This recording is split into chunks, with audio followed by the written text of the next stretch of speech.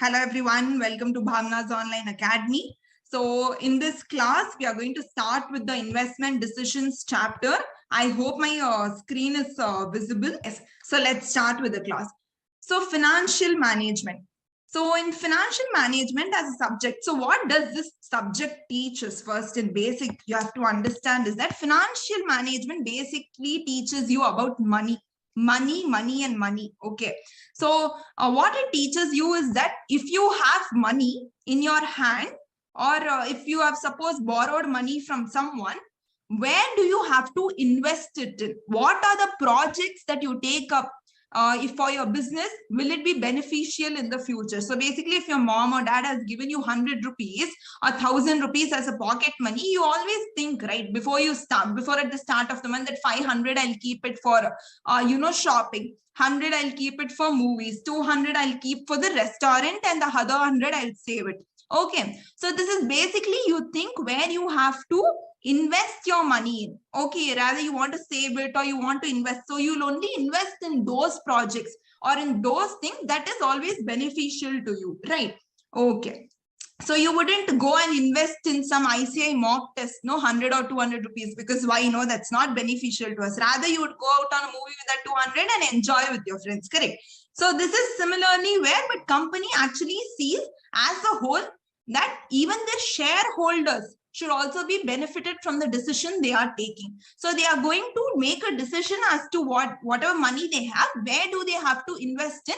And this is what our chapter is all about, that where you have to invest your money. And if you're investing your money somewhere, is it at the end of the day going to be beneficial to your business or not? Okay, right. So there are two more decisions that your financial management subject talks about. So here I told you that in investment decisions, you are going to take a decision as to where you're going to spend your money, correct?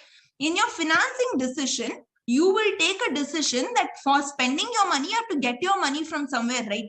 If you're getting 1,000 rupees pocket money, you're getting it from somewhere, right? You're getting it from your mom or dad. The same way, if a company is getting money, where will it get its money from? Is it going to borrow from banks, or is it going to get it from its shareholders, or is it going to use its retained earnings? So basically, financing decision means from where you're going to get the money, right? And then you will invest it in a project, and from the project, what will you get? If you invest in something, what will you get in return?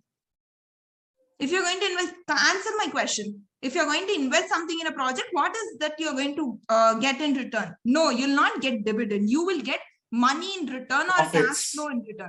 Yes, correct. You will get profits in return, right? So with that profits that you get, you are going to share this profits to the shareholders, or whether you want to share it to the shareholders or you do not want to share it, this will take place in the chapter of dividend decisions, right? So basically, this is the idea of financial management as a subject. So first, let's start with the investment decisions, right? So we are going to go concept by concept. So the first concept is projected cash flows. So what does projected cash flows means? In simple terms, as it is written here, projected cash flow means a net cash flow of a company. So like I told you, if you get money and if you're going to invest that in a project, suppose this is a project, okay?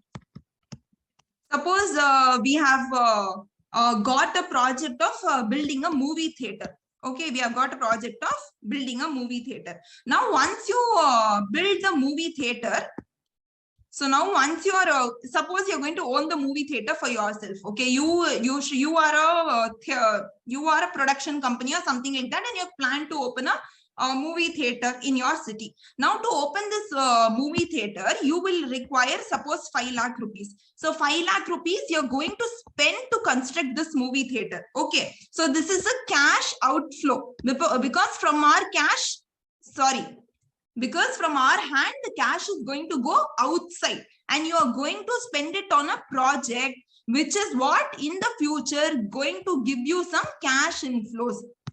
Because when people come and watch the movie in the movie theater, you're going to get cash from that or returns from that, and that will be a cash inflows. Okay, so cash outflow is when you're going to invest in a project, and whatever returns you're going to get from it will be known as cash inflows. Okay, so these are the two important terms that we are going to use in this chapter, right? So what is net cash flows then? What is net cash flows? Nothing. How much you spent minus how much you're receiving in return is the net. Okay, so always, what do you always will want? You will always want your cash inflows to be more than your cash outflows. Correct. So this is what is known as net cash flows. Fine. So one thing that you have to remember is net cash flows is not equal to your profit after tax. Your profit after tax and net cash flows are two different things. Okay, profit after tax is as per accounts, but net cash flow. So what is the difference between profit after tax and net cash flow is what we are going to understand after this. Okay, after this para, the whole concepts that proceed after this is what is the difference basically between your profit after tax and net cash flow. But remember, these are two different terms. Okay, so for example, if you have to just clarify with a small point here, then profit after tax includes such expenses which are not cash in nature. Okay, that means, for example, here if you see, now if you take depreciation, okay, so depreciation is one of those expenses where there is no cash outflow from your company. Okay, so if you are suppose charging depreciation 100 rupees for a machinery in your P&L account, it will be shown as a expense in your P&L account, right? So depreciation will come in the expense side of your P&L account. So because of this expense, what will happen? If suppose there is a income of 1000 rupees. Here we charge a depreciation of suppose 100 rupees. What will be our profit? Suppose we'll take profit after tax itself. So what will be our profit? Or we'll take it as profits itself. So what will be a profit here? Your profit will be 900 here. But tell me, has there really been any cash outflow from the company? Has there been any real cash outflow from the company? The answer is no. It is just that the accounts presentation is so that we are seeing a reduced profit here. So profit of 900 is not equal to the cash flows that are happening in the company. So income 1000 rupees you would have received in your company, but there would have not been any cash outflow. So at the end, if you are going to calculate net cash flow, your net cash flow is what? Cash inflow minus cash outflow. So your cash inflow is 1000 rupees and your cash outflow is 0. So what will be a net cash outflow? It will be 1000 again. But whereas your profit after tax or profits will be 900. Profit as per accounts will be 900. So always remember, in this chapter, profit after tax and net cash flows are two different things. Okay. Yes. So now, for the first concept that we read is about depreciation. I've already tried to explain you that it is a non-cash expense, correct? So we must always remember that non-cash expenses usually should not get included when we are calculating net cash flows. But there is one catch here. Now what is that? So suppose if your profit before depreciation and tax is 1000 rupees, okay, and you have a depreciation of 100. So your profit before tax is how much? 900. Now, if suppose you're calculating a tax at 10%, then how much will be your tax amount? 90, and your profit after tax will be 810, and your profit after tax will be 810. So how much amount of tax you are paying? The amount of tax that you are paying is 90 rupees here when you are charging depreciation in your when you are calculating your profits. Now suppose the same situation, in case if you are not taking depreciation, okay, in case if you are not taking depreciation, then what will happen? 1000 will be your profit before depreciation and tax, 0 is your depreciation, so profit before tax will be again 1000. Tax at 10% will be 100, and the profit after tax will be what? 900. So what happens here? Because depreciation is not being charged and depreciation is being 0, the tax that you are paying here is higher than the tax that you would have paid in case depreciation would have been charged. So here 10 rupees extra you are paying. So you wouldn't. So what happens is, if suppose there is government, okay, when you're paying to the government, will you pay 90 rupees or will you pay 100 rupees? As per accounts, whatever profit after tax, whatever tax you're going to calculate, that only you're going to pay to the government, right? So the amount that you're going to pay to the government is 90 rupees only. 90 rupees only, correct? So whenever you're calculating a net cash flow, if we are not going to consider depreciation while calculating the cash outflow, what will happen? It will seem like we have paid 100 to the government, but what we have actually paid is only 90 to the government. Correct. So for this not to happen, what we do is we do profit before depreciation and tax. We reduce depreciation from that, and we get our profit before tax. From that, we reduce our tax again, and we get our profit after tax. But since the tax value, the tax outflow, there is a difference which is coming between the real cash outflow and the cash outflow we are calculating. We add the depreciation back again. We add the depreciation back again here. So I'll once summarize the concept again in case anybody has not gotten clarity on it. What happens is, my voice is breaking. Is it? Is my voice breaking? No. Okay. I think you can check your internet connection once. So I'll repeat the concept again. So what happens is depreciation is a non-cash expense. So you should not include it when you're calculating your, what? Can someone answer me? You should not include when you're calculating your, come on, answer fast. Net cash flow. Net cash flows. So you should not, I'm sorry, but I think somebody told tax. So, okay, yes. So depreciation is a non-cash expense, okay? So you should not include it when you're calculating your net cash flows, basically. But what happens, because of this depreciation, there is a tax effect that is happening. Okay, so to keep the tax effect intact, and so that when you're calculating your cash outflows, to make sure that the tax effect is being done right, what you do is you take up depreciation when you're calculating your tax. Okay, you reduce it as an expense. But since it is not an actual expense, after you have calculated your profit after tax, you add back it again so that you nullify this effect. So you are able to nullify this effect. So first you have to reduce your depreciation, and then you have to calculate your tax amount and your profit after tax. After that has been calculated, you have to add back your depreciation. Okay. And then finally, when you do this, you will get your net cash flows. And then finally, you will get your net cash flows. Has anybody doubt in this concept? If there is any doubts, you can let me know. You can let me know in the chat box so we can move on to the next concept quickly. So the logic is depreciation has the effect on tax. So it reduces the tax which has to be paid by the company since it reduces the profit. So then once the tax effect is given, we'll add back the depreciation to nullify the effect of the non-cash expense which it has on the net cash flows. Okay. If anybody has doubt, please feel free to tell me. I can repeat it again. Okay. Ma'am, solving. Okay, I'll answer those questions. Okay, I've not got enough response, but it's okay. I hope everyone has got their concepts clear. The next item that we are going to talk about is opportunity cost. The next item that we are going to talk about is opportunity cost. So opportunity cost, as you all know, it means a benefit which is foregone or the next best alternative cost. That means if you are leaving one opportunity to get a better opportunity, the opportunity that you have lost, that will be known as your cost. Okay. Okay, yes, I'll come to the question again.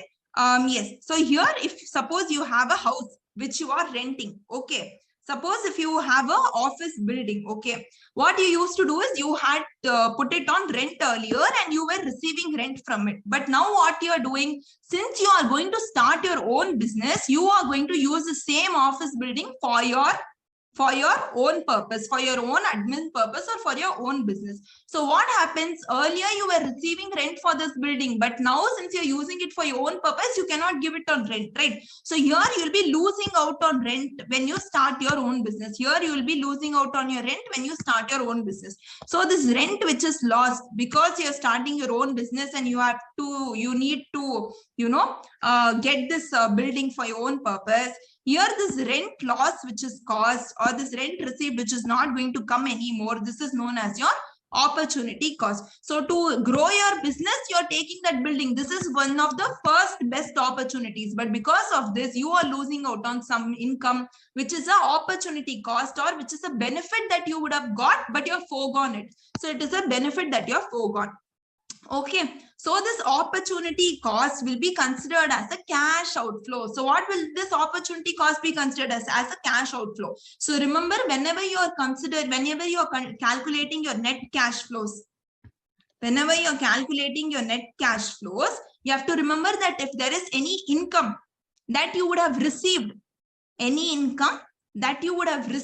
but you're not receiving right now, because of some other opportunity that you have taken up, then it will be considered as a cash outflow. Even if you are not receiving a rent, which way you were receiving earlier, because of the project you have taken up now, then in such case, such cash inflow which is being stopped will also be considered as a cash outflow now. And the other thing what we learned was, if there is expense which you were incurring before you had taken this project, but now because of this taking up of project, that expenses you're not incurring, then in such case, since you're saving up on that money, that will be considered as your cash inflow. Has anybody has any doubts until now? Okay, next what we are going to study is about sunk cost. Now, what is sunk cost? In simple terms, sunk cost is any cost which has been incurred in the past. Okay. Now, suppose if there is a truck that a company is having, okay, and this truck they had got 10 years ago for 10 lakh rupees. Now, if they had got this truck 10 years ago for 10 lakh rupees, and we'll keep that information aside. Today, they have to actually take a decision whether they want to, suppose this company today needs money. Okay, suppose the company today needs money. Okay, they are thinking whether they can sell this truck for 3 lakh rupees, or they will have this truck and rent it for 20,000 per month. Any method they are going to get a cash inflow. Either they can sell it for 3 lakh at once, or they can keep this truck and rent it every month at 20,000 per month. Okay, any method they are going to get cash inflow only. Now it is up to them what they decide what's best for them. But tell me whether while making this decision, will they think that 10 years ago I bought for 10 lakh rupees. So today, will that thing that they had brought it 10 years ago, will that affect the decision they are taking as of today?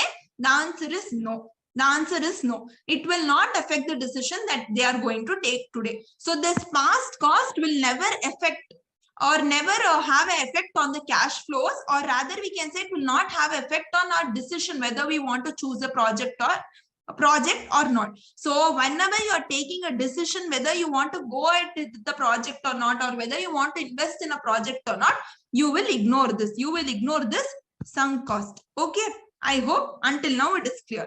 Okay, and there is one more cost which is known as a committed cost. Committed cost means you have committed to it. No matter what, you have to pay. Okay, it's like a relationship. Once you have gotten committed into it, no matter what happens, you have to stick with that person only. Okay, so sun or rain, you have to stick with that person only. The same way when it comes to committed cost, now irrespective of whether you will choose that project or not, irrespective of whether you will invest in a project or not, you will have to pay the committed cost. So suppose you have committed to pay someone 20,000 every month. Okay, now whether you are taking up a project or not, you are going to pay this amount. Okay, if you take up the project also, you have to pay 20,000. If you're not taking up the project also, you have to pay 20,000. So now will this paying of 20,000 affect your decision whether you have to choose the particular project or not? Tell me in the chat box whether this 20,000 will affect your decision. Can I get quick answers, please? No, right? This 20,000 shall be paid anyway. Hence, if a cost like committed cost is given in the question, you can ignore such cost while taking a decision about your investment. Okay. So sunk cost you have to ignore, and committed cost also you have to ignore, because it's of no relevance while you're selecting a project. The next important thing that comes about is working capital. So basically, first we'll understand what is working capital. Okay. Now, suppose you're running a sari or a dress business. Okay. Suppose you're running a sari or a clothing business. Now, what happens if you're a really good and a really big brand? Okay. Name me one of your favorite luxury brands in clothing. Come on, fast. Can I get a few answers? What's your favorite luxury clothing brand? W. West Side. Zara, Peter England. Okay. Yes, Raymond, Metro. Okay, Maneuver. Okay, let's take the example of Maneuver. I think that goes well. So whenever you go for shopping, okay, whenever the guys go for shopping to get their share money and all of that, what happens when you go, you don't just go and select in a jiffy. You'll go here, you'll go there, you will see red sherwani, you will see a beige sherwani, you will see a white sherwani and see what suits on you. So what happens whenever you go to stores like these, which are like luxury brands, you know, they'll always offer you something to eat. Like, sir, can I get you a cold drink, please? Or sir, can I get you some tea or some coffee? And they'll try to please you and make your experience even more worthwhile when you're being there, that you yourself get guilty by their hospitality, like they have been so hospitable to me. Now, how can I not buy something from here, right?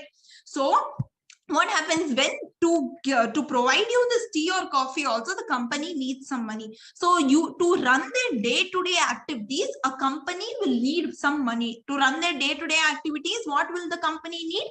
The company will need some money. So that is what is known as working capital in simple terms. I'll make you understand this in more details, but in simple terms, you can understand this. Okay. So now, if you see what is the difference between working capital and fixed capital, fixed capital means it is that capital which is used in buying of fixed assets, okay, which will be there in the longer period in the business. But what is working capital? Working capital is that capital or that money that you are going to use to carry out your day-to-day business activities. For example, providing a coffee to your customer who comes to your shop. Okay. So now this working capital is such, okay, I'll explain with this help. Okay. So what happens is, here I'll take one, that was one example. Let me take a more practical example of what working capital looks like. So for getting this working capital, okay. So what happens? Just a second, my pen is not working. Yes, okay, it's working. No. So working capital is that money that keeps rotating in the business. Today you will spend and tomorrow you'll get the money back. Today you will spend, tomorrow you'll get the money back. Today you'll spend and tomorrow you'll get the money back. But how will I spend today and get the money back tomorrow? For example, today if you're spending to buy some materials, okay, suppose there's an urgent requirement of raw material and you have spent some money to buy that raw material or to buy whatever services are required so that your product or your finished goods can be made. After the finished goods, okay, so for buying that raw material or for buying that service, you have to pay to someone, right? That will be your accounts payable. Suppose now you have paid to the accounts payable. So here what has happened? Your cash has gone off outflow. Your cash has got outflow. Now what happens? Once you make the sale of the finished goods, you will get your money from your accounts receivable and it will come into your company as cash. What is this? Cash inflow. But to first get the raw material, you have to spend some money so that you finally get your finished goods or your finished goods is made. So first, for the thing to start, okay, you will need some money, and that is what is known as working capital, like day-to-day requirements. It might be paying to a police officer, okay, or it might be paying to anything as such, your government, or it might be to get your raw material, or it might be to get your tea or coffee, or it might be for the gardening purpose. So anything that which has a day-to-day purpose, that will for that you will use your working capital. But working capital is such that it will keep rotating in the business. Today you will spend and tomorrow you will what? Answer this. Tomorrow if you spend, tomorrow you can answer that in the chat box, so I can quickly continue with my concepts fast. If you spend today, tomorrow you will get it back. Very good. Very good. Yes. So the same way, when you're calculating your net cash flows, what treatment you have to give to this working capital? So when you're introducing the working capital in your project, you have to consider it as a cash outflow. But by the end of the project cycles, once all the sales has been made and everything has been made, at the end, what will happen? It will be again considered as your cash inflow. So when you introduce your working capital, it will be considered as a cash outflow. But at the end of the project, it will again come in as your cash inflow. Remember this treatment for working capital. Okay. Next, what we are going to understand, I hope there's no doubts until this. I repeat it again and again. If there is any doubts, you can ask me. Okay. Allocated overheads. So the next concept, allocated overheads. So what is, you all know what allocated overheads? I don't think that is something that I should explain, but still I'll give you a quick example so you understand. Okay. Now suppose we are into manufacturing business. We are manufacturing, suppose, some cookies.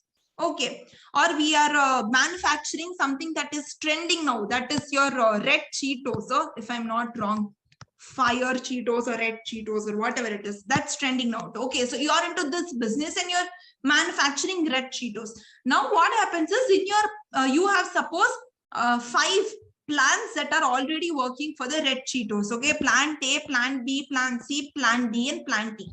Okay, so all these 5 plants are working already, and now you are going to take a decision whether you want to open one more manufacturing unit, which is manufacturing unit F. So there are already 5 manufacturing units which are producing red Cheetos, but since now the demand is so high and all the teenagers and all the young people want it more and they're liking the flavor, you're thinking whether you want to open a 6th manufacturing unit. Now what happens is, there is a admin building. There is a admin building where they basically do administration work like accounts. Apart from the manufacturing, general finance and accounts related work they do in that admin building.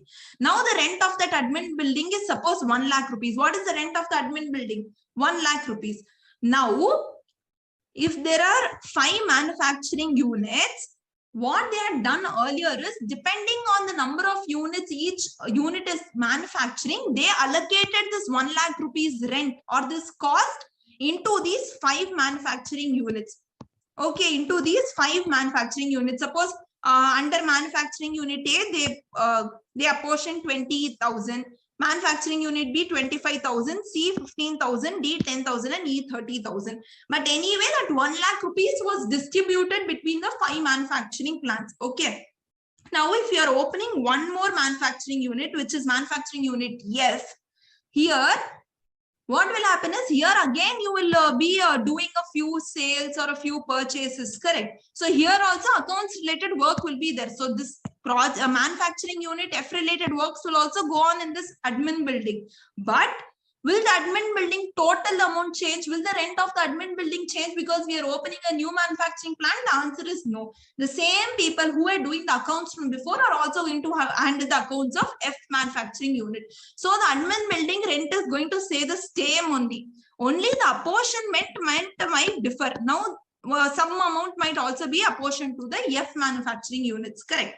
So if another project F gets added, the allocated cost might get split between F also, but the total will always remain the same. So here, what is the treatment that you are going to do? So here it says, whether you accept the project F or not, there will be no change in the total of allocated overheads. Therefore, project F is not going to cause any extra outflow if it is selected. So such cost can be ignored. Okay. So allocated overheads, you need not think about while you're making a decision, because of your project, there is no extra cash inflow or cash outflow happening here. Correct. So such overheads you need not think about. So you can ignore this. What are the other 2 costs I told you to ignore earlier? Sunk cost and committed cost you can ignore. That also you can remember. Okay. So let's move on to the next topic, which is additional capital investment into a project. So if there is a project that is running, okay. Now what happens is, in between of a project, to buy some plant and machinery or for some other purpose, you might need some more money. So that means when a project is going on, you are requiring some additional investment in that project. So if I am running a business, I have 3 projects going on: project A, project B, and project C. Okay, I have all my money stored here. Fine. So if suppose A, B, and C have already invested a few money, but my project A is saying that it needs more money to run. So I have to invest more money into this project. So if I'm going to invest more money into this project, the cash from my company is going to go out because the A is going to then spend it somewhere else. Okay, it won't ask money to save, correct? Project A is going to then spend it to someone else. Suppose the project A might spend on renting of a warehouse, or to pay taxes, or to give wages to its employees. So depending on who is working on the project, it might need to spend something there, correct? So for that, project A might be asking money from you. So now whether this is a cash inflow or a cash outflow, while you're calculating a net cash flows, whether you'll consider this as a cash outflow or cash inflow. Can you quickly answer? Cash outflow. Very good. Very good. Yes, perfect. So that is the treatment that you have to give for additional capital investment. So it will be treated as your cash outflow. Okay. So now we have completed with our concept number 1. So let's quickly revise. Depreciation, you will first add, you will calculate the tax value, and first you will reduce as an expense. You will calculate the tax value, and after that you will add back again, because this was a non-cash expense. And when you calculate your net cash flows, you should not consider a non-cash expense. So to nullify the effect, you will add it back again.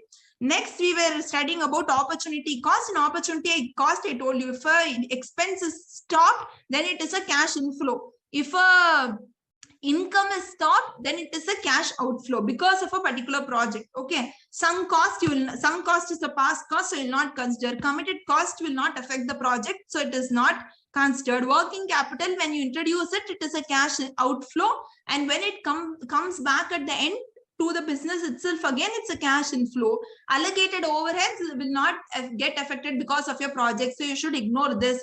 Additional capital, if you're investing into the project so it can be invested somewhere elsewhere, then that will also be considered as a cash outflow. Is the concept number 1 clear to you all? Any doubts in concept number 1? Can I move on? So until that, you can let me know in the chat box. I'll move on with the next concept, which is the concept number 2, which is the categories of cash flows. This is very easy. 3 cash flows you have. At initial, you will have some cash flows. That means at the initial, when you're starting, you are going to invest in a business. If this is a business or if this is a project, okay, you have to invest in this project so this project starts running. You have to buy raw materials, you have to pay to the laborers who are working there, you have to buy plant and machinery. So at the initial stages of the business, you will always have cash outflow. You will always have cash outflow. That means only and only if your mom and dad gives you money, you'll be able to start something or do something, right? So for your mom and dad, it's a cash outflow. Okay, then incremental net cash flows. That means when the project is running, suppose this project is going to run for 5 years. Okay, suppose you have opened a movie theater, and after the movie theater is opened, it is going to run for 5 years. So in this 5 years, you will have both cash outflows and cash inflows. So you can see the net cash flows here. Both cash outflow and net cash inflows will be there. Terminal, that means by the end of the project, that means after 5 years of opening the movie theater, now you are, suppose if you are selling it to someone, you will get some money from that also. Okay, so basically these are the categories of cash outflows. This approaches I'll teach you later. Now let's move on to the most important technique or the most important part of the investment chapter, where many people face difficulty, but it's quite easy, is the capital budgeting techniques. Okay, capital budgeting techniques. So there are 2 types of techniques. One is your traditional or non-discounted technique. Other is your time adjusted or discounted technique. So what is the first one? Non-discounted techniques. The other one are discounted techniques. Okay, so there are 2 techniques that you're going to learn. So first, let's start with the non-discounted technique. So first, let's start with the non-discounted technique. So concept number 5, non-discounted techniques we are going to learn. So the first technique that you're going to learn is payback period. Now, what is payback period? Payback period means if you are investing in a project, if you are suppose investing 5 lakh rupees in a project, in how much time will you receive back the money that you have invested? If you have invested 5 lakh today, within how much time will you receive it back again? Suppose what happens, the project life is for 1 2, 3, 4, 5. Okay, at the start of the project, suppose you are investing 5 lakh rupees. I've put it as a negative figure because it is going away from you. If it is a cash outflow, I'll show it as a negative figure. If it is a cash inflow, I'll show it as a positive figure.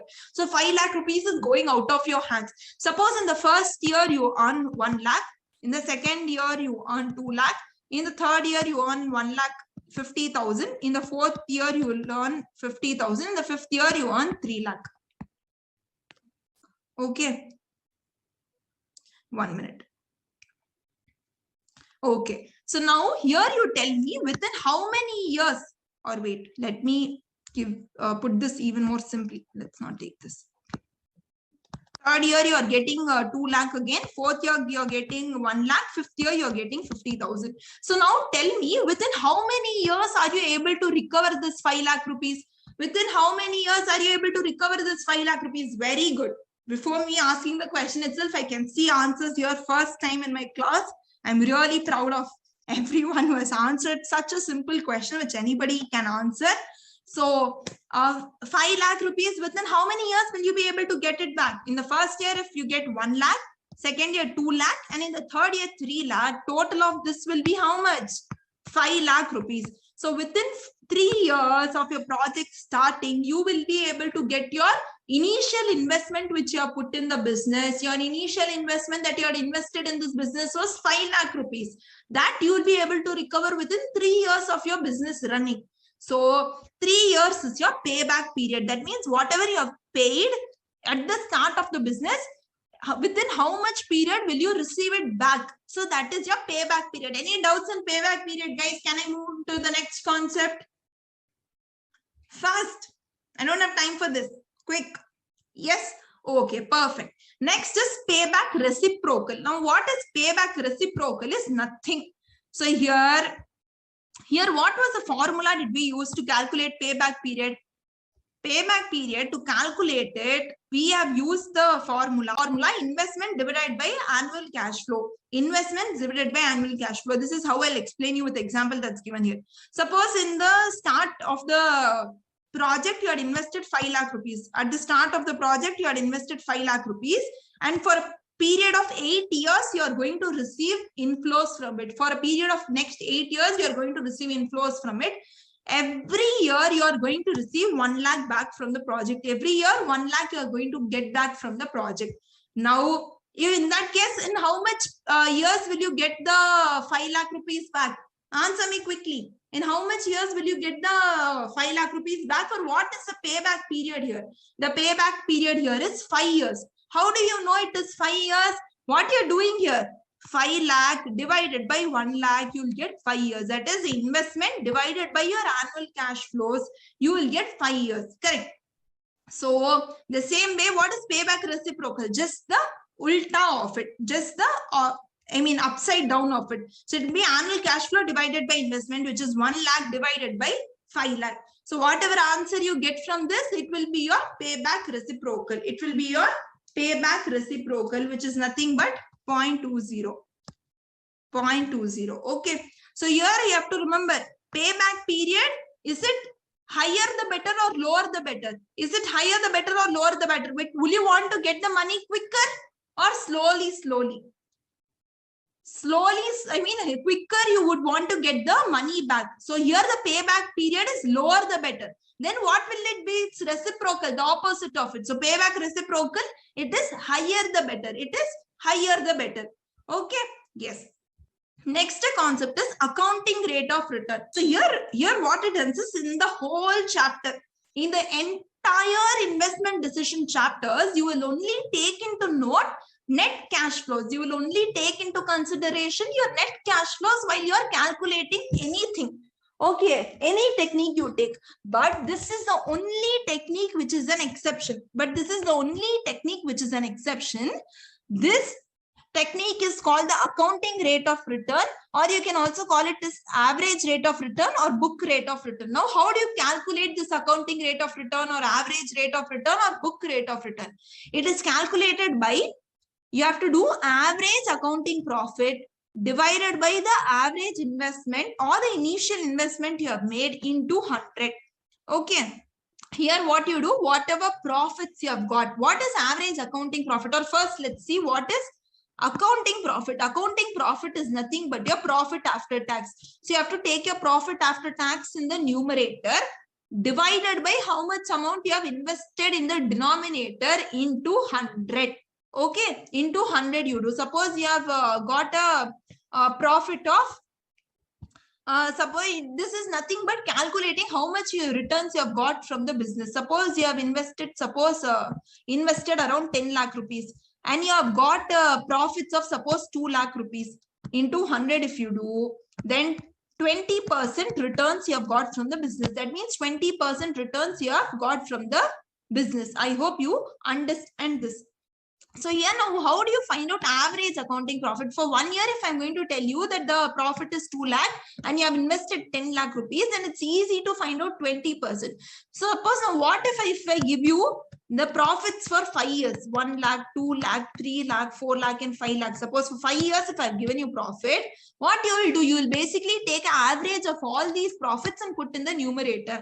So you will do average accounting profit divided by average investment or initial investment. Initial investment means at the start of the project life, how much you have invested. If you have invested 10 lakh rupees, you can do 10 lakh into divided by 10 lakh into 100. Average investment, how will you find out? But average investment formula I've given here.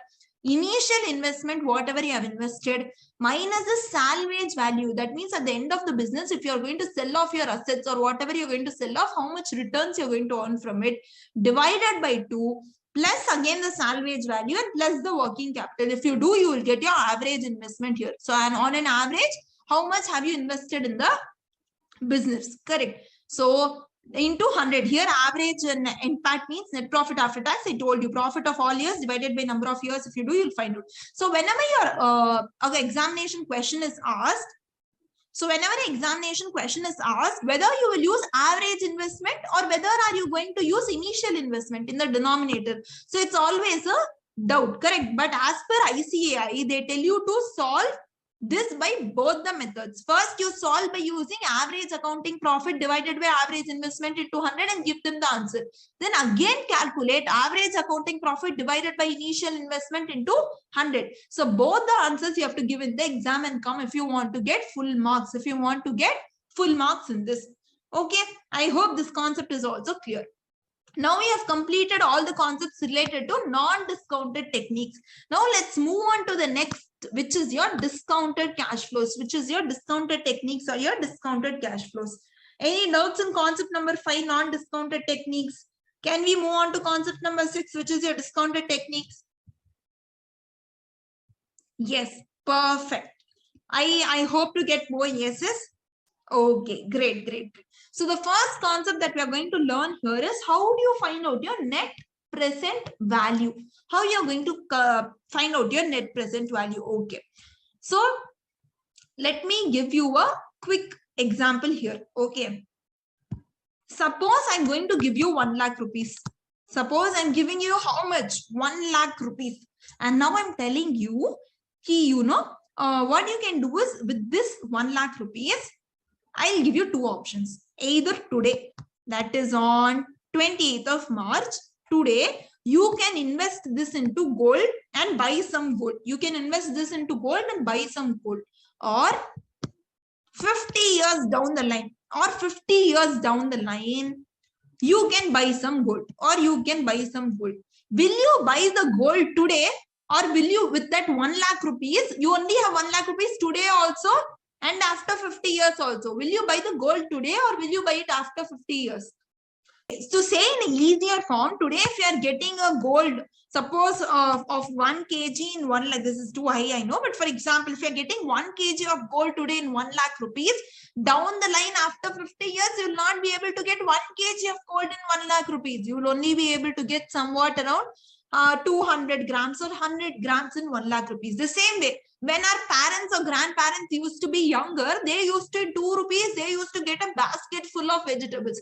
Now in 2 rupees, you don't get a chocolate also, correct? So that is the difference. We were talking that with the 1 lakh rupees that we have today, if you are able to buy 1 kg of gold, The same thing in the future with the same 1 lakh rupees will not be able to buy 1 kg of gold. Comparatively, what we would get from that 1 lakh, the amount of gold or the amount of gold will be very less as compared to what we can get today. Why? Because due to inflation and all, the value of money that is there today will be decreased tomorrow. So in case if you get a chance to get 1 lakh rupees from someone, get it today and not in the future, because the value of 1 lakh today will be higher than what the value will be of 1 lakh tomorrow. Okay. So then we started talking about net present value. So how do you find out the net present value? That means today, if you are going to spend 5 lakh rupees on a project, and in the upcoming years, okay, we'll take this example. Suppose in the year 0, that is today, you are going to spend 5 lakh rupees on the project. Okay. And in the year 1, you're getting 1 lakh, year 2, 2 lakh, year 3, 1 lakh, 4, 2 lakh, and again 5, 4 lakh. So these are the cash flows that you're getting. So we have to understand that the 1 lakh that I'm going to get at the end of the first year is not equal to the value of, it does not mean that it is 1 lakh today also. Okay. So these are the cash flows that we have, and these are the cash outflow that we have. So what we usually do is we try to find out the present value of all these cash inflows. We try to find out the present value of all these cash inflows. Okay. So here what do you do is, so what is this basically cash inflow means is that today if you are able to get something at 90,900, tomorrow the same thing you will be able to get at 1 lakh rupees. That means by the end of the 1 year, you will be able to get the same at a higher value only, but not at 90,900.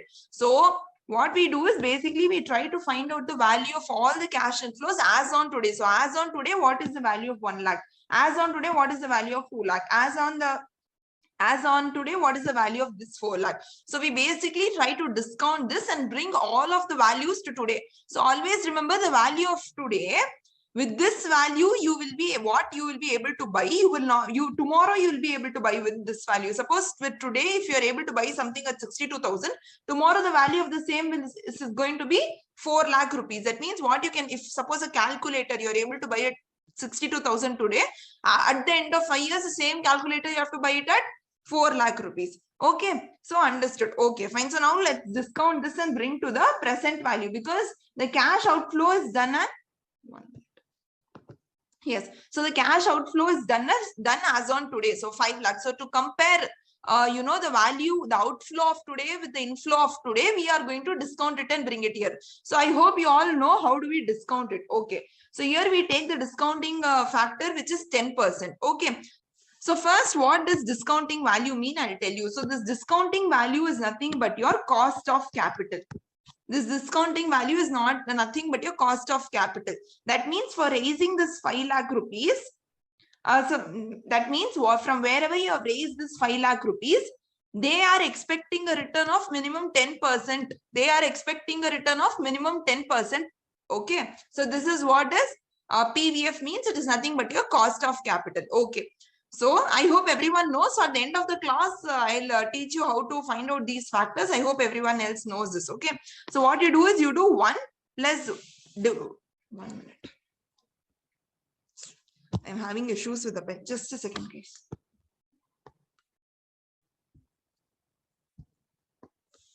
Okay, yes. So you basically discount the 10% in first year and you get 0.909. At the second year, you get 0.826. Third year, you get 0.751. Fourth year, you get 0.683. Fifth year, you get 0.620. Okay. So once you discount and get all the discounting factors, you basically multiply it with the cash flows that you have here. So 1 lakh into 0.909, you get 90,900. 2 lakh into 0.826, you get 1,62,000. 1,62,289, and the same way you find out all the value of cash inflows as on today.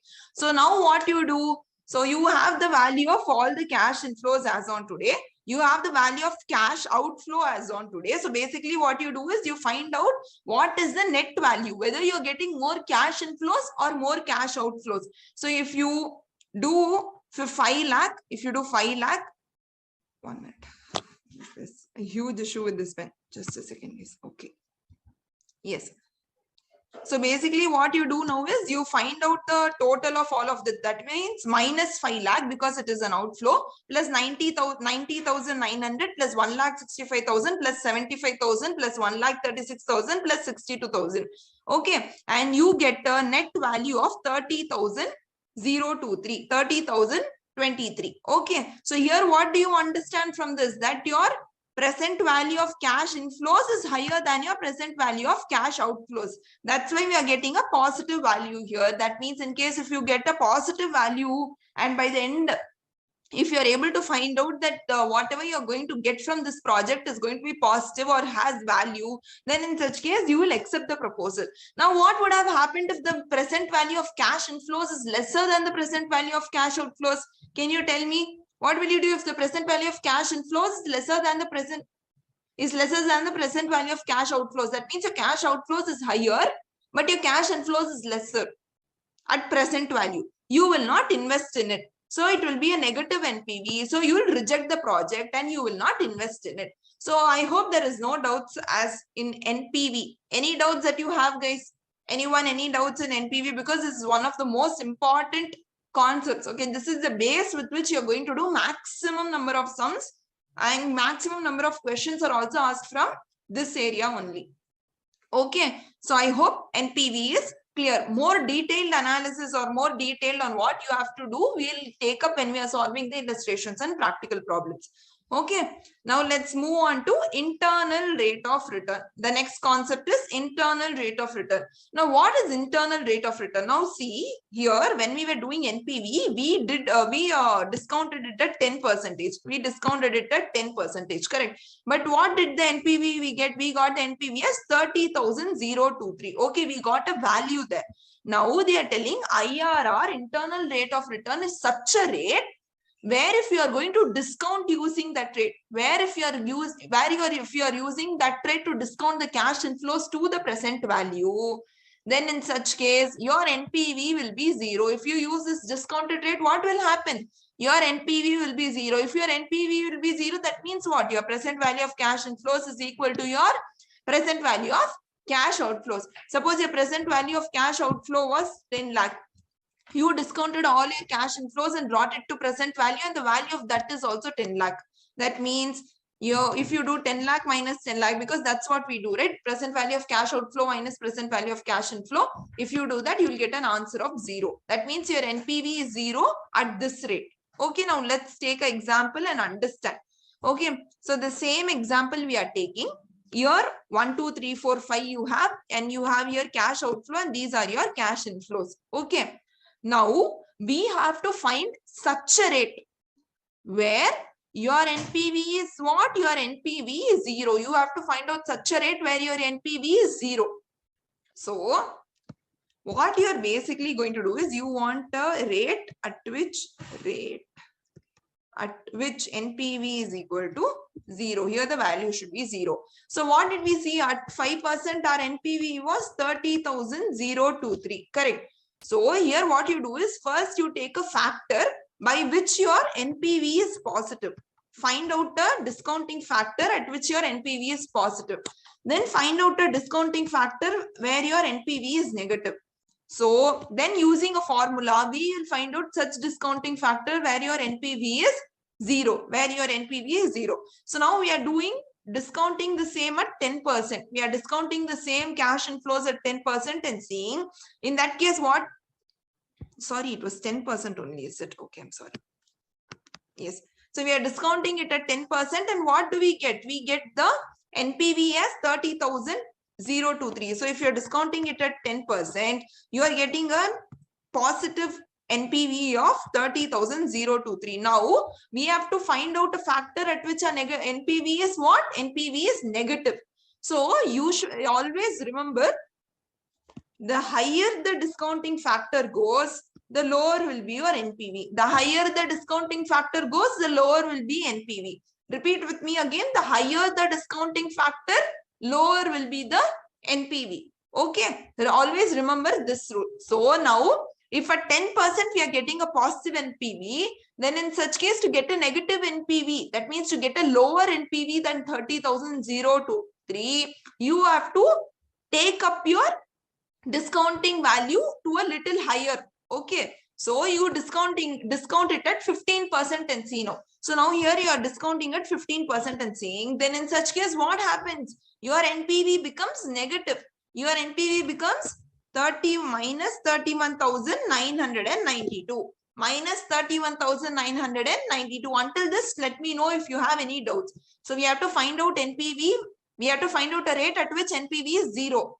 So if NPV is positive at 10%, we have found out that NPV is negative at 15%.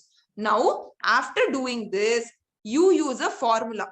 The formula is lower rate plus NPV of lower rate divided by NPV at lower rate minus NPV at higher rate into the rate difference. So what was the lower rate that we used? The lower rate that we used was 10% here. So 10% plus NPV at lower rate. What was NPV at lower rate?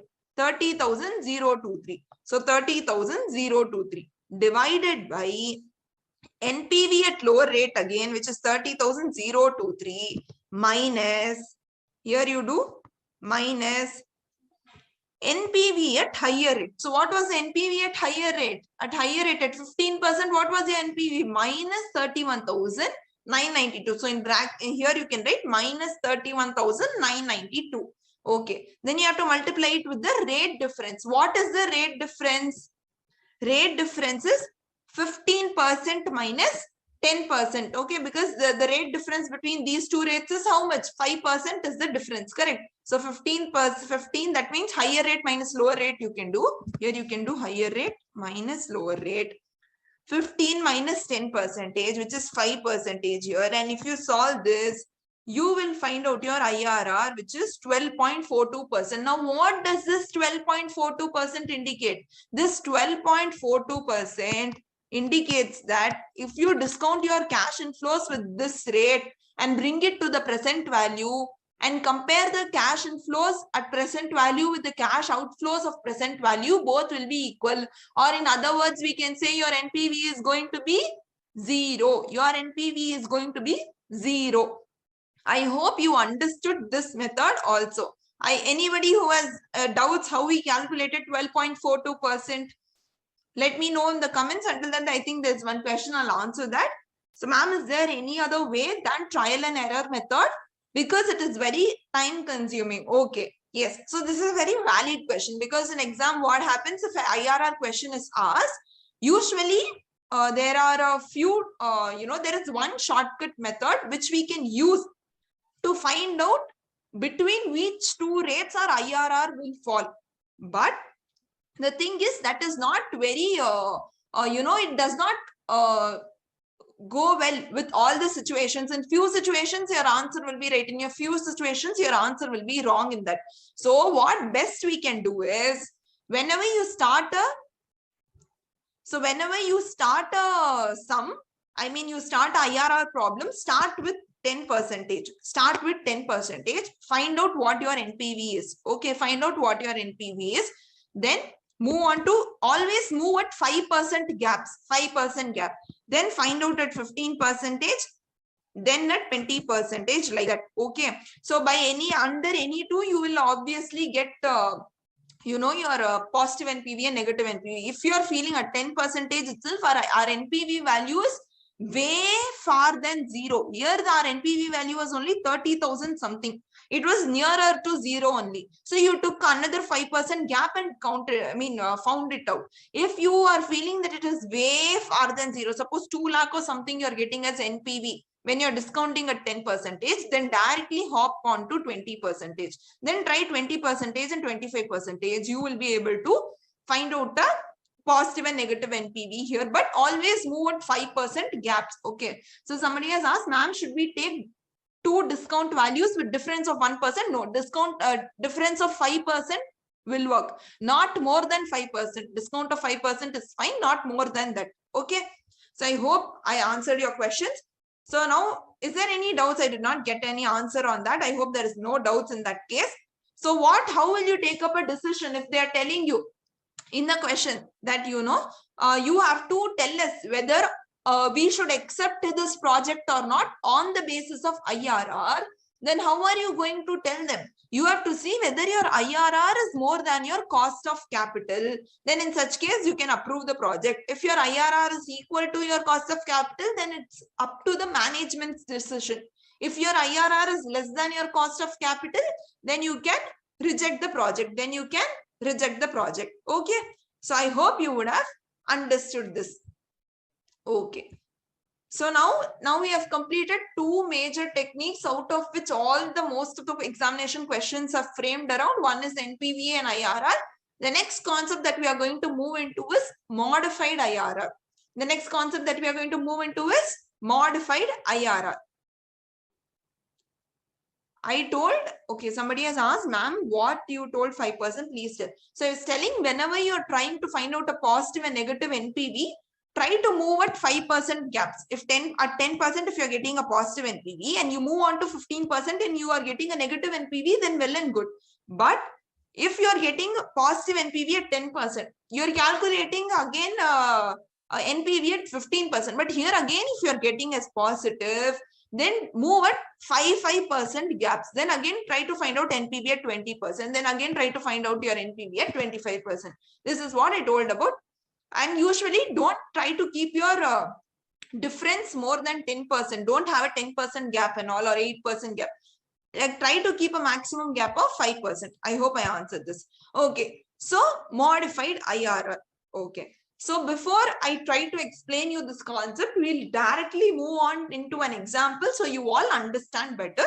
But just remember one thing. What is modified IRR? Okay. So you have to understand that if we start a project, at first you're doing a cash outflow. That is fine. After that, every year you will get a cash inflow. After that, every year you are going to get a cash inflow.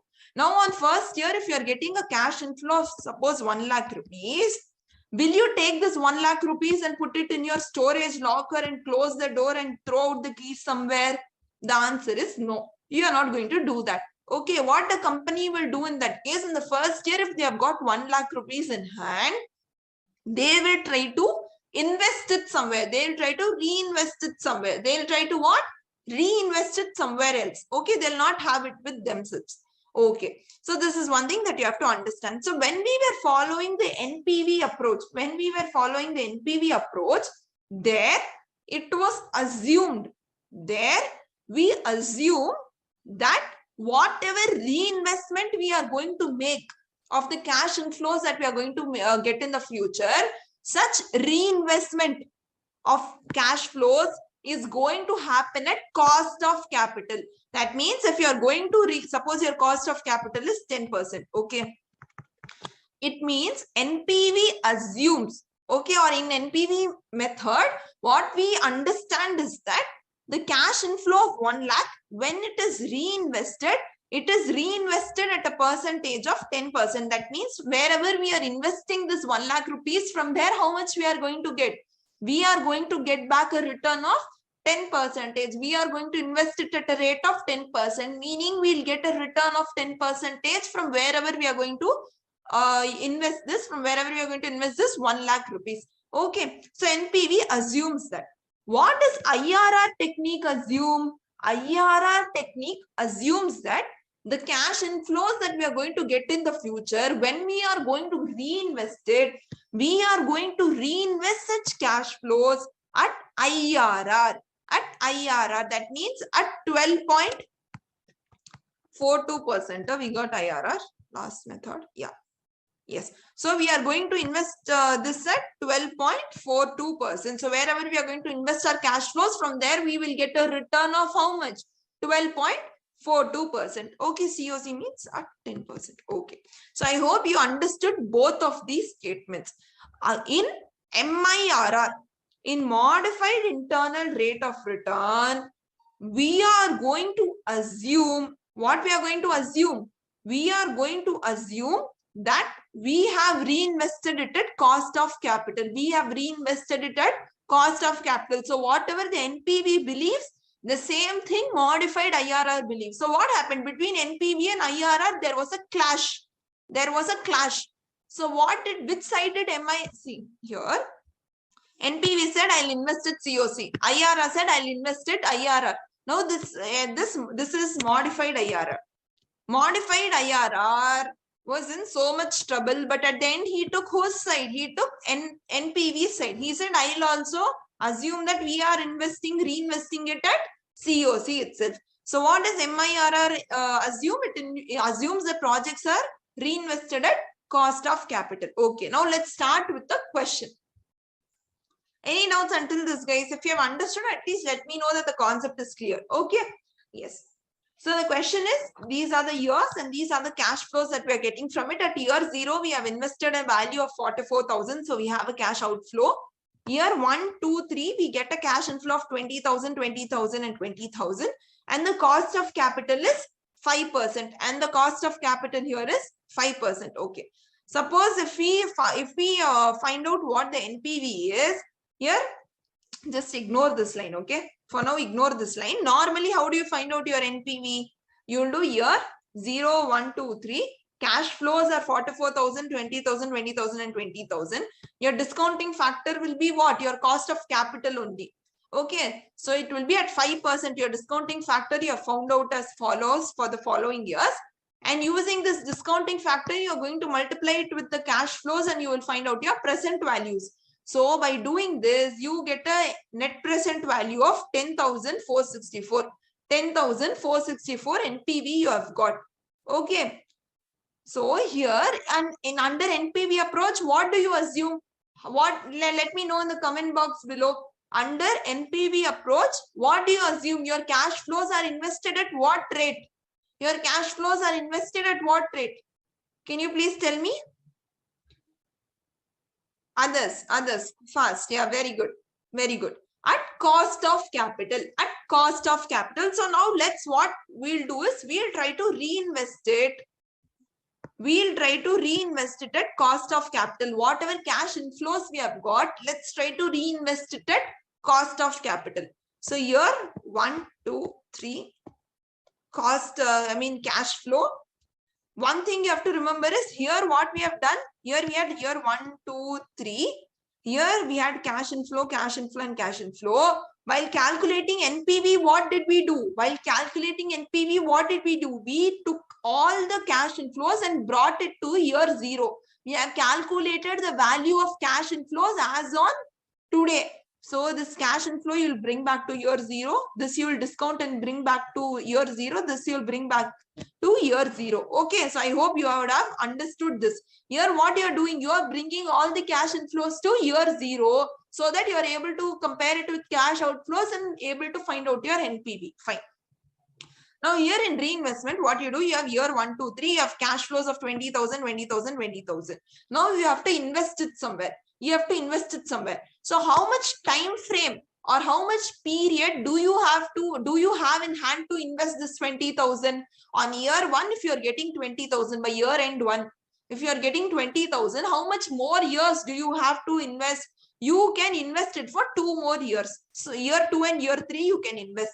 The same 20,000, the 20,000 which are going to get at year end 2, how much more years do you have to invest? You only have 1 more year. That is the year 3 you have to invest.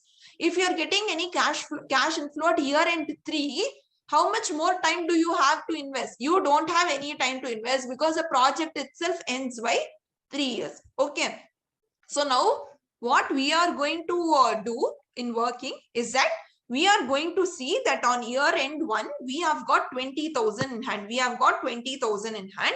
This 20,000 I can reinvest for how much more years? 2 more years I can reinvest. Okay. At what rate will I be reinvesting it? At a rate of COC. My COC is 5%. My COC is 5%. So you do 1 plus 0.05%. And this 20,000 at the end of 2 years, this 20,000 by the end of 2 more years or at the year end 3, it will become 22,050. 22,050. Now, what is the formula that I have used here? Many people would have got confused here, I know. So it is nothing but your future value formula. Your present value multiplied by 1 plus r to the power n, you will get your future value. So if I have to get the future value of this 20,000, future value of this 20,000 at the end of 3 years, then what will be my future value, and find using this formula. That is what is my 22,050. I hope there's no doubt. In case if you have any doubts, you can let me know. Okay. The same thing you do it for the second year also. So 20,000, 1 plus 0.05. We have 1 more year to invest. So to the power 1, by the end of 3 years, you have 21,000 in hand. The same 20,000 becomes 21,000 by the end of 3 years. And at the end of third year, if you're getting 20,000, you have 0 years to invest. So the 20,000 will stay the same as 20,000 itself. There'll be no change in that. So these 3 values, when will you get? Will you get it at the end of year? I mean, this 22,050, this 22,050, which we have here. 1 minute. This 22,000. Okay. This 22,050, will you get it at first year end itself? No, you are going to invest it for 2 more years and you will get this at the end of third year only. So at first year end, you will have nothing. You will get no cash inflow. Second year also, you'll get no cash inflow, because whatever cash inflow you're getting, you'll keep on investing it. So by the end of third year only, you will get a total cash inflow of 22,050, 21,000 and 20,000, which is 63,050, which is 63,050. Understood? This you'll get at the end of third year. Now, if we find out the NPV, what will be our NPV now?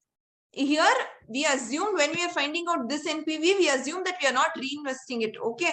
Here we have taken the reinvestment assumptions. So here our year 0, we'll have a cash outflow of 44,000. At year end 3, you will have a cash inflow of how much? Like I told you here, you will have a cash inflow of 63,050. So let's discount it at 5%. So 1, and you find out the discounting factor of 5% at the end of 3 years. It is 0.0863. And you discount the cash flows and you find out that your net present value is 10,463. Your net present value is 10,463 if you invest your cash flows. Okay. So here, what we understand is that here whenever see, now here if you see the NPV as per the NPV here is 10,464, and if you reinvest it at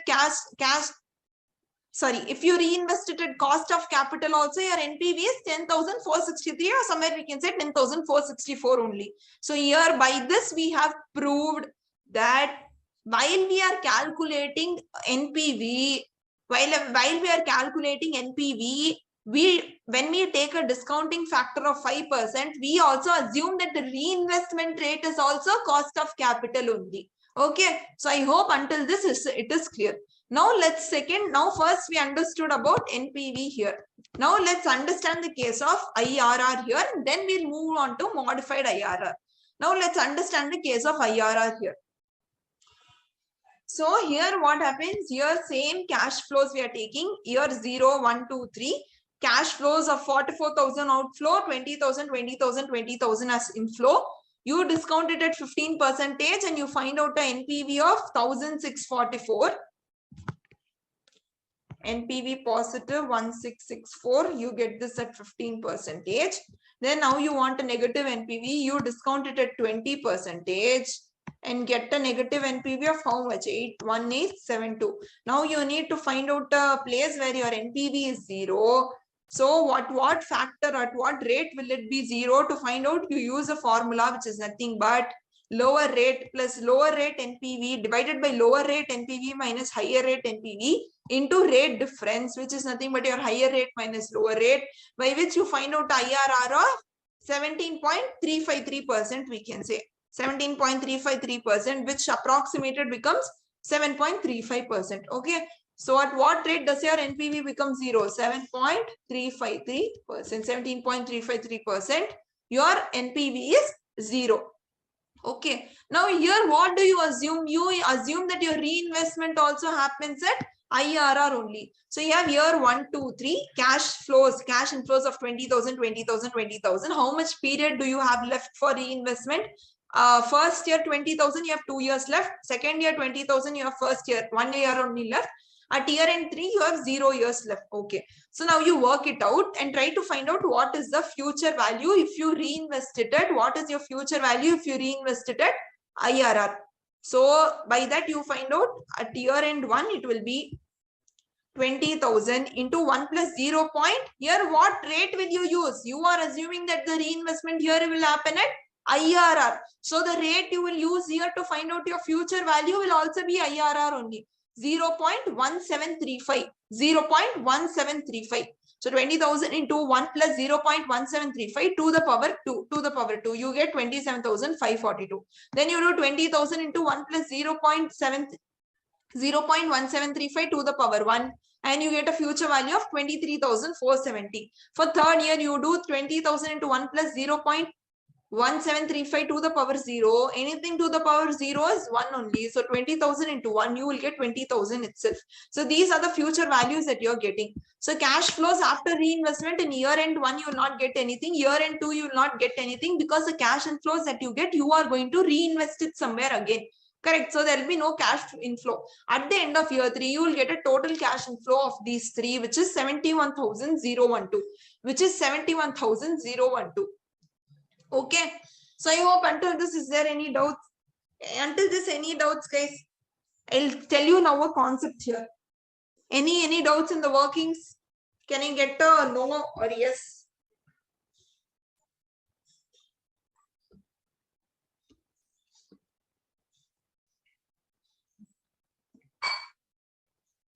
Okay, perfect. So until this, you don't have any doubt, right? So now what we are going to do is, we have found out that our, we'll take this as 1 minute. Future value. Okay. We have found out that if we are going to reinvest it at IRR, we'll get a future value of how much? We'll get a future value of 71,012. What was our present value? Present value means how much did we do as cash outflow? We have done a cash outflow of 44,000. We have got a future value of 71,012. So here in this formula, we say that 44,000 was our present value, which when we invested, we got, that means 44,000 you put into a project. And from that project, at the end, you got a future value of 71,012. So what is the rate here? So what is the rate here? If we try to find out, we do 44,000, 1 plus R to the power 3 equal to 71,012. Then we have done 1 plus R to the power 3 equal to, we have done 71,000 divided by 44,000. So we have got 1.16391. Then what we did? We took this 3 power 3 to the other side, then which became root 3. So we have done 1 plus R equal to root of cube root of 1.61391. So once we solve this, we'll get the R factor. Once we solve this, we'll get the R here. Okay, we'll get the R here. So now how do you solve this? This is how you solve it. Okay. So I hope everyone knows you have to take your calculator. You have to press root button 12 times. You have to subtract 1. Then you have to divide. All of these steps, I hope you know. If you don't know, you can take a screenshot now itself. Okay. So if you solve by this method, if you solve the same by this method, you will get 1 plus R equal to this portion. This portion is what you have to solve. After you have solved this, you will get 1.7299. 1.7299. So 1 plus R equal to 1.7299. So R will be equal to 0.17299. Okay. So R is approximately equal to 0.173. It is equal to 0.173, or we can say it is equal to 17.3%. It is equal to 17.3%. Now, if you remember, what was this 17.3%? Your 17.3% was nothing but your IRR only. So by this, we have proved that if we are going to reinvest it at IRR, so here we have proved that the reinvestment approach that the IRR carries is reinvesting at IRR only. Okay, because IRR rate and the rate here by which we have found out the future values is also 17.3% only or 17.35% only. Okay, so hence here we have seen the reinvestment assumption of IRR. Here we have seen the reinvestment assumption of IRR. So now we have completed NPV and we have completed IRR. At NPV, we reinvested it at COC. At IRR, we reinvested it at IRR only. Okay. So now we are going to see the MIRR approach where we are going to reinvest it at COC.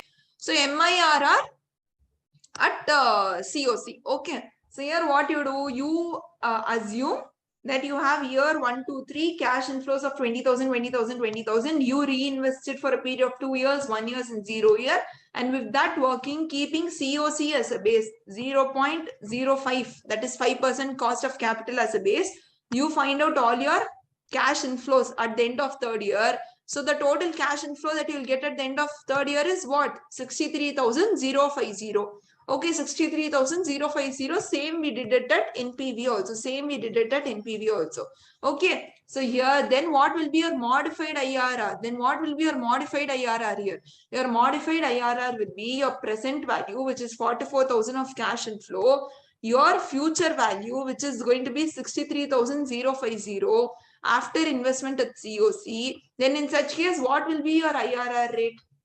What will be your modified IRR rate? Your modified IRR rate will be 1 plus R equal to, again you do 63,000 divided by 44,000, you get 1.43295. If you do it, if you cube root it, then in such case you will get a R of 12.74% here. 12.74% here. So this 12.74% will be your modified IRR. So here this 12.74% will be your modified IRR. So here what you do, you reinvested at COC and after that you try to find out your R factor by which your present value becomes your future value. You find out your present value which becomes your future value. Okay, so here what you basically need to do is you basically need to remember this only. How do you find out MIRR? You need to find out this one only. Okay, so there is an illustration based on this. When we are solving the illustration, you will be able to understand the concept better. You will be able to understand the concept better. So the concept of MIRR is also done. So basically the thing here is you assume that in MIRR, the reinvestment rate is again cost of capital only, which is the same that the NPV also follows. Okay, any doubts until here, guys? Have you understood how you find out modified IRR? Any doubts? You understood how you find out 12.74% here? So now we are going to move on with the 4th technique, which is your discounted payback period. Payback period, I hope you all remember we did in the last class. What we did, we basically saw within how many years are we going to get back the money that we have invested. Within how many years are we going to get back the money that we have invested? And I hope you all remember we got answer of 3 years there. So here we saw that our cash outflow was 5 lakh rupees. So I asked you all. So this, okay. Sorry, here. I said that the cash outflow is 5 lakh rupees. Within how many years will I get my cash outflow of 5 lakh rupees back? You said within 3 years I'll get it back. But here you have to understand, like I told you already, the value of 1 lakh tomorrow is not equal to the value of 1 lakh today. So you cannot directly take like this. This is not the right approach. So here you have to discount all the cash inflows to the present value and then find out what is your payback period right? So now moving on to that concept, that is what the concept also says. Here payback period is calculated using your discounted cash flows and not as per your normal cash flows. You discount the cash flows to the present value and then you find out your payback period. Okay. Here suppose it is your 0, 1, 2, 3, 4, 5. I'll take the same example. Cash outflow of 5 lakh. Here cash inflow of 1 lakh, 2 lakh, 1 lakh, 2 lakh, 4 lakh. Okay, normally you would have said that our payback period is how much? Within how many years do we get our 5 lakh rupees back? Within our first 3 years. But this is the wrong approach. What you have to do, you have to discount it. You have to discount it and find out your present value of cash inflow. So your present value of cash inflow, suppose we take our cost of capital is 10%. So what your present value factor or your discounting factor is 10%. Your discounting factor is suppose 10%. After you discount it at 10%, you get this following cash inflows. You discounted 1 lakh at 10% and you got 90,900. The same we have discounted all of this cash inflows to present values, and this is your discounted cash flows. What is this? This is your discounted cash flows. This was your normal cash flows. You have discounted this at 10% and found out. Okay, yes. So now here if you do, if you see here what happens. Okay, we have to find out within how many years we are going to get this 5 lakh rupees back. Okay, so now first 4 years cash inflows, if you add, you are getting a total cash inflow of 4,67,931. Do we need to go a bit higher? Correct. We need to cover 5 lakh rupees. But until now, 4 years, we have only got how much? 4,67,931. So now we go a bit higher and we take the 5th year also. So if we calculate, 1 minute. So if we calculate for 5 years, the cash inflows that we get, the total of these discounted cash inflows is 5,30,032. Now, what happens? At the end of 3 years, you are getting 40. So here at the end of 4th year, you are getting 4,67,931. At the end of 5th year, you are getting 5,30,032. But the value that we need is in between both of this. It is only 5 lakh rupees. The value we need in between is in between both of this. So neither we are retrieving our 5 lakh by the end of 4th year, nor we are retrieving it by the end of 5th year. We are able to retrieve our 5 lakh rupees in the middle of somewhere 4th and 5th year. In the middle of somewhere 4th and 5th year, correct? The end of 4th year and the end of 5th year, between these both we are able to get our 5 lakh rupees. So now what is that? Now what is that period we have to find out? So here,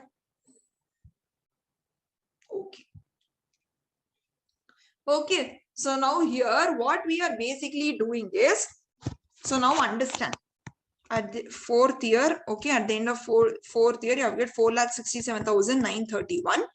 5th year, you have got 5,30,032. What we need is only 5 lakh and not more or less than that. You have to just understand until how much period you get your 5 lakh rupees. Okay. So now first what you do is you find out how much is the difference between these both. Okay. So first it will be 5,30,032 minus 467,931. Okay. So here, 1 minute, I'll just check if I found it out rightly. Okay. So the difference between these both is 62,101. 62,101. The difference between these both is 62,101. So we'll write period here. You will write difference here. You will write difference here. Okay. So how much is the period difference? The period difference is of 1 year. The period, then the difference of 1 year period, you get a difference of 62,101. You get a difference of 62,101. Okay. Now, what we have to understand, we have to find out 5 lakh rupees. You have to find out until how much period will we get 5 lakh rupees. So you have to find out until how much period will we get a 5 lakh rupees. So how much more do you need to move? From 4,67,931, if you move 62,101, you get 5,30,000. So from 4,67,931, from how much if you move, you are going to get 5 lakh. From how much if you are going to get move, you are going to get 5 lakhs. So you'll do 5 lakh minus 4,67,000. 4,67,931. So if you move 32,069 itself, you will get your 5 lakh. So how much difference do you need? 32,069. So how much until what period will we get this difference and will we be able to cover our 5 lakh rupees? You have to understand. So if you cross multiply this, you will get your answers. If you cross multiply this, you will get your answer. So here what we are trying to understand, in 1 year, if you are able to get 62,000 more, until how much period will you be able to get 32,000 more? So it will be 32,069 into 1 divided by 62,101. You will suppose we'll take this as x. Okay, what you get 069 divided by 62101. Okay, so the answer is x equal to 0.5164 years. So 5164 years. So if you move somewhere around 5164, you will get 5 lakh. Okay, so here you had to move 1 year. Now here if you move around 0.5164 year itself, you will be able to get your 5 lakh rupees. So now we have understood. So first we have to come to 4,67,931. No? 931 you had to come to 4 years. So 4 years you will get this value, and to come to 5 lakh rupees or to get more of 32,069, you have to add how much more years? 0.51614 years. So 0.5164. So totally your payback period will be 4.5164. It will not be total 5 years, because at 5 years you get 5,30,000 itself. We don't need that much. So 4.5164 will be your payback period. It falls between your 4th year and your 5th year. So between your 4th and 5th year, at 4.5164 year itself, you will get your 5 lakh rupees. You will get your 5 lakh rupees. I hope everyone understood this. Anyone, any doubts in this? Did you understand how to find out your discounted payback period? Quick. Have you all found out, understood how you have to find out your discounted payback period? Nothing you do. You do the year plus how much year is left to find out the remaining value. Or I hope you understood. I do not want to complicate this. I hope you understood, and this is how you find out. Okay, basic logic you would have understood. Anyone has doubts, you can ask me before I move on to the next concept, so it's easier for me to explain also. Okay, yes, so I hope until now I have not seen any. So let me move on to the next concept. The next concept is what we call as desirability index or profitability index, or we call it as PV index, not month, PV index method. PV index method. Okay, this is very easy. This is nothing. Okay, so how do you find out desirability index or profitability index? In short, we can call it as DI and PI. How do you find out your DI or PI? You do present value of cash inflows divided by present value of cash outflows. That's it. It's done. So present value of cash inflows you can do. So the sum or the total of present value of cash inflows divided by the sum of present value of cash outflows. If you do, you will find out one, and that will be known as your desirability factor or profitability factor. Desirability index or profitability index. Now, if based on a desirability index or profitability index, if you have to choose between various projects, so here they'll give you 4 projects, 1, 2, 3, 4, and all of these 4 projects, they'll give you the outflow and the inflow, outflow, inflow, outflow, inflow. So for all the 4 projects, you will find out the profitability index, and in whichever project the profitability index is more than 1, you can prefer it. More than 1, you can prefer it. Equal to 1, it will be indifferent. Less than 1, you will not prefer it. Okay, I hope you would have understood this concept also. So all the 5 techniques under discounted cash flows you have understood. Your NPV, internal rate of return, modified internal rate of return, discounted payback period, and the final one was your profitability index. Okay, or your desirability index. Okay, so I hope you would have understood this. Now we have last 2 cases which are pending, and with this we'll wrap up with all concepts of investment decisions.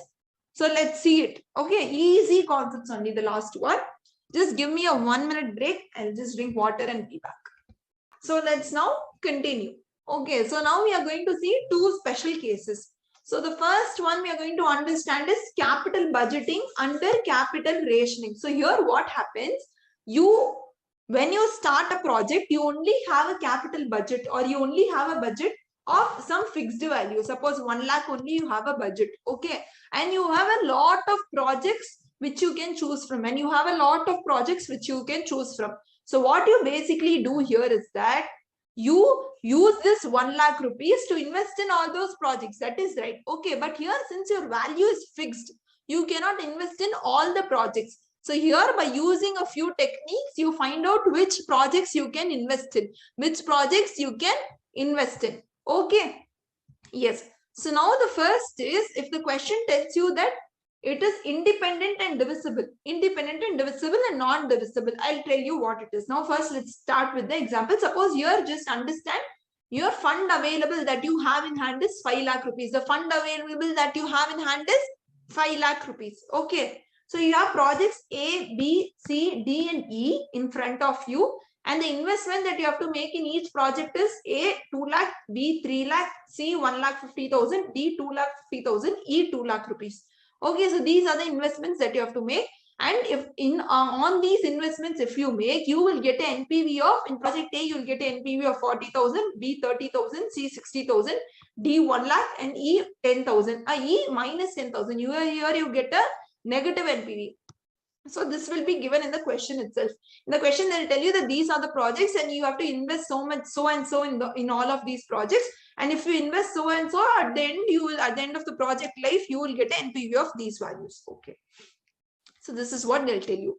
Now, how do we find out that where and all can we invest 5 lakh rupees? Where and all can we invest 5 lakh rupees? Okay. So first, basically, you will not just see that, you know, wherever we are getting higher NPV, you will invest there. Okay, wherever you are seeing higher NPV, you must not go and invest in that project. Here, what you have to do is, here you have to find out for every rupee of investment made. What? For every rupee of investment made, what is the return you are getting, or what is the NPV you are getting? For every rupee you have invested, what is the return you are getting? So what, for every rupee that you have invested, how much NPV you are getting against it?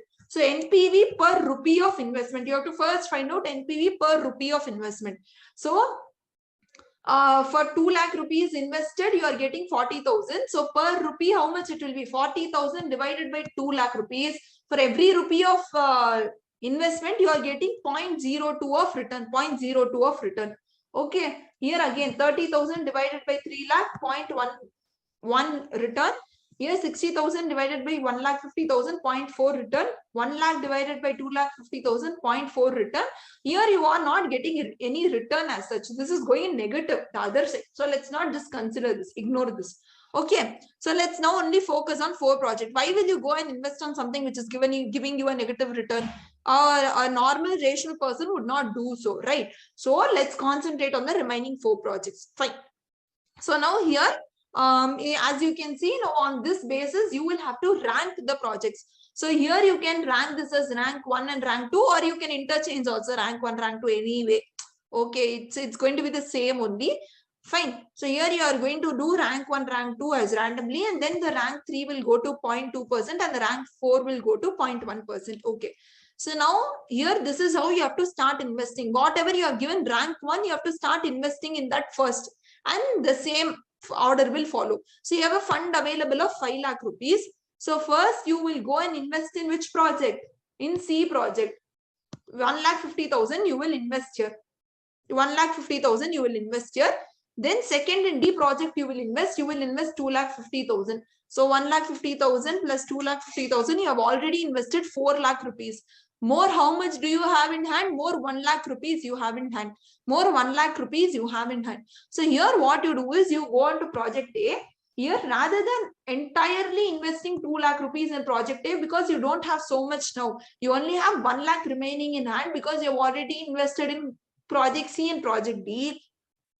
So 1 lakh rupees now you will invest in A. So now 1 lakh rupees alone you will invest in A. That is, rather than investing 2 lakh, you're just investing 1 lakh rupees and you will invest in project A. And by this, you will, all your 5 lakh rupees will be over. So how much return are you getting? If you're investing in project D, you will get a return of 1 lakh rupees.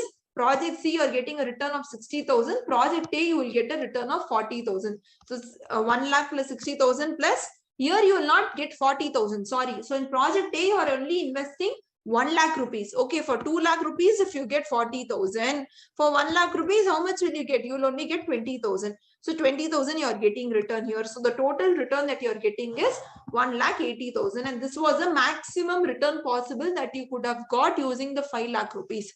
Correct? So I hope you understood. Here, this is one. Okay. So here where the assumption that we took was that the projects are divisible.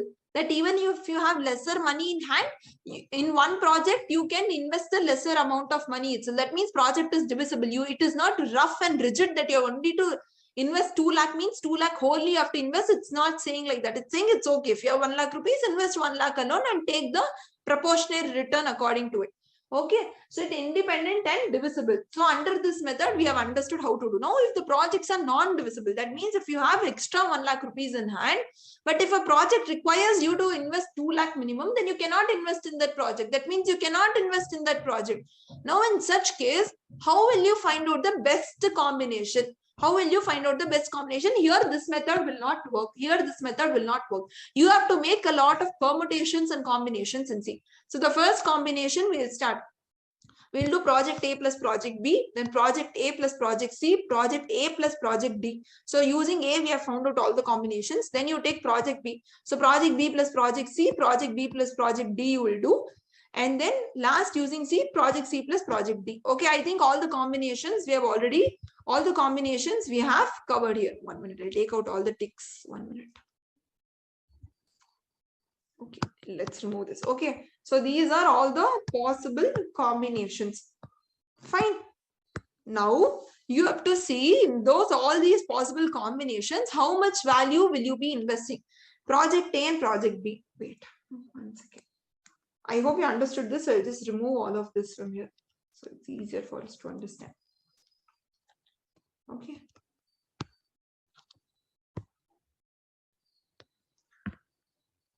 Here project E we have not considered because it is giving a negative value. Okay, we have just ignored that. Okay. Okay, fine. Okay, so if you're doing project A, 1 minute. Okay, so here if you are doing a project A plus project B, how much will you be investing? You are investing 2 lakh plus 3 lakh rupees, 5 lakh. The same way project A plus C, 2 lakh plus 1 lakh 50,000, 3 lakh 50,000. Project A plus D, project 2 lakh plus 2 lakh 50,000, 4 lakh 50,000. The same way if you're doing project B plus C, you are investing 4 lakh 50,000. Project B plus D, you are investing 5 lakh 50,000. Project C plus D, you are investing 3 lakh 50,000. Now from here you have to see if all the investments are lower than 5 lakh or at least equal to 5 lakh, because more than 5 lakh, you will not be able to invest.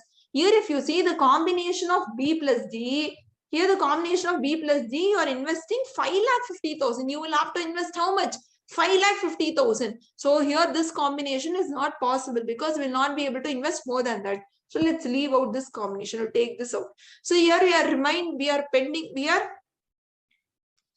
left with 5 combinations. Now here we are left with 5 combinations. So now here you have to see how much returns you are getting from each of these combinations, from each of this combination. From project A plus B, here I had written NPV, right? So I've totaled that NPV and written here. Okay. So 70,000 return, A plus C 1 lakh return, A plus D 1 lakh 40,000 return, B plus C 50,000 return, and C plus D 1 lakh 60,000 return. So now on basis of this, which is the project that you will choose?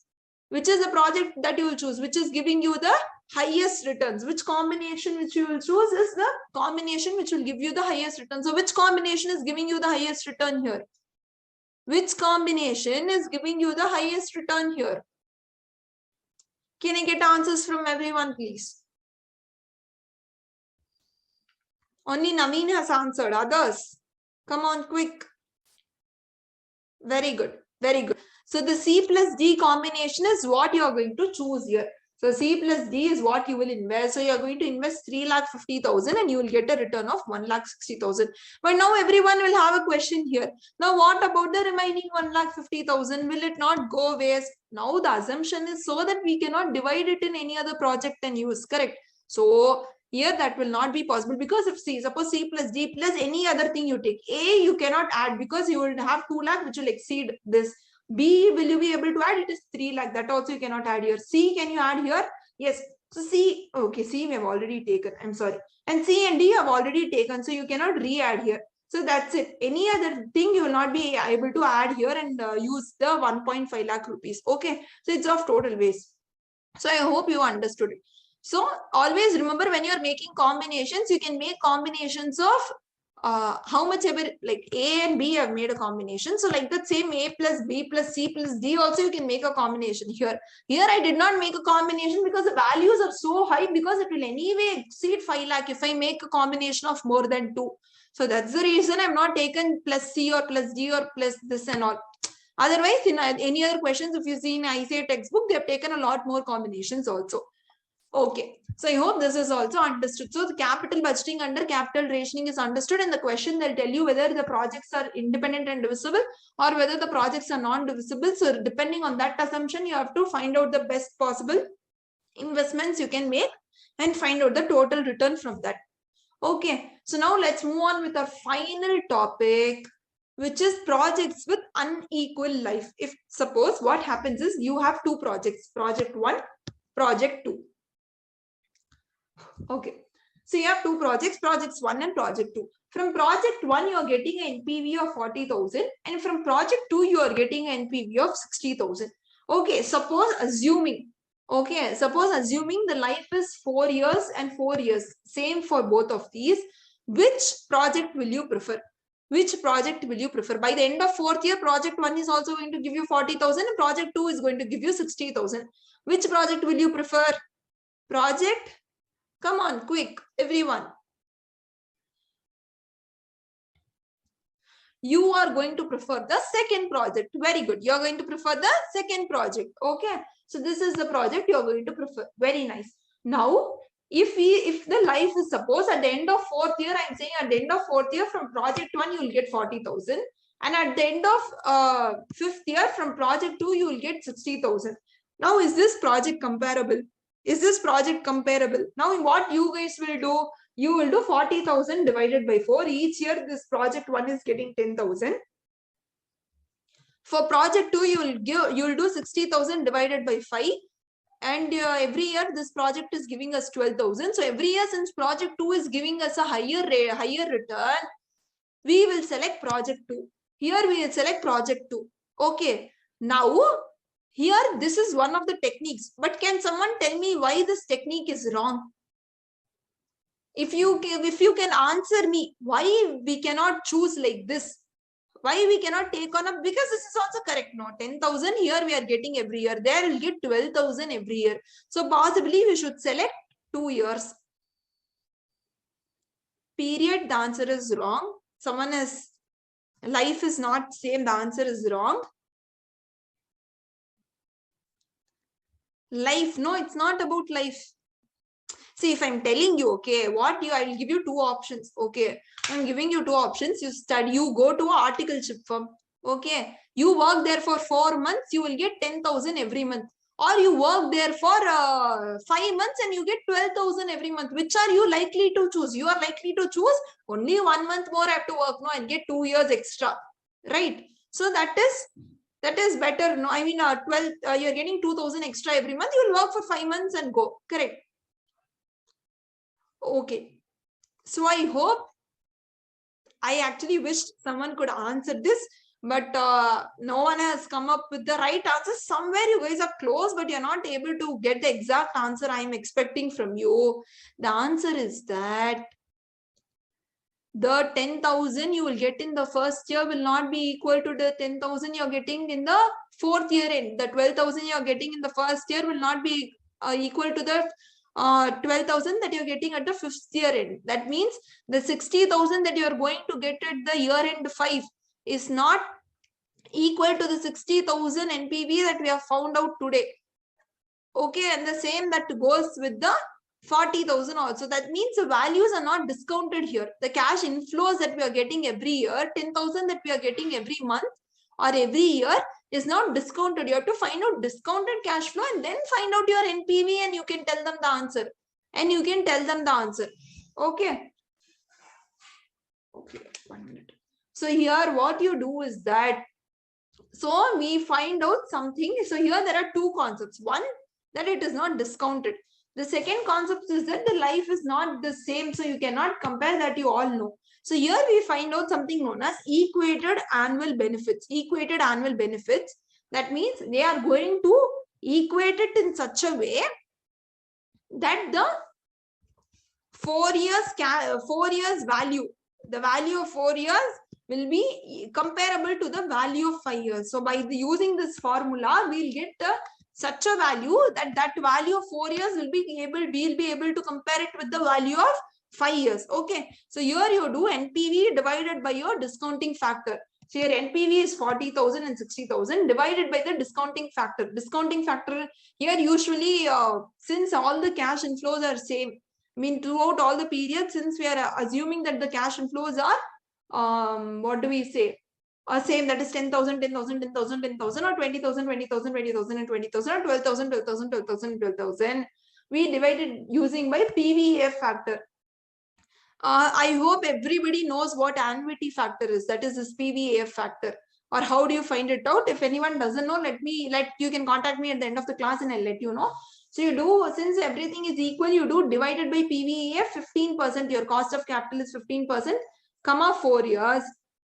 So you get so here you get a EAB or equated cash, or equated annual cash flows. You can either call it as equated annual cash flows or equated annual benefits of 14,010. Here annually you are getting a benefit of 14,010. The same if you do with 60,000 divided by PVA 15% and 5 years, you are getting this 15% is nothing but your cost of capital given in the question. You will get a equated annual benefit of 17,893. Now here by using that, here they're telling annually your equated annual benefits or your equated annual cash flows is 14,1010 in project 1, and in project 2 it is 17,898. Now when you compare these both, which one are you bound to choose?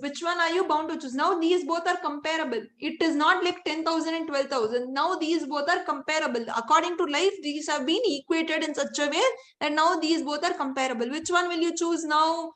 You will choose the project 2, which is 17,893. Okay. So yes, guys. So I hope whenever you have given a project with unequal life, you have to remember that you have to use this equated annual benefits formula, that is nothing but NPV divided by PVAF, and find out your answer. Okay. So EAB, equated annual benefits or equated annual cash flows formula is used when you have more than one project. Here you have 2 projects, project 1 and project 2. Projects have an unequal life. Okay, projects have an unequal life. Okay, that is here it was 4 years and there was 5 years. So this is what you have to do when you get projects with unequal life. So with this, we have completed all the concepts of investment decisions.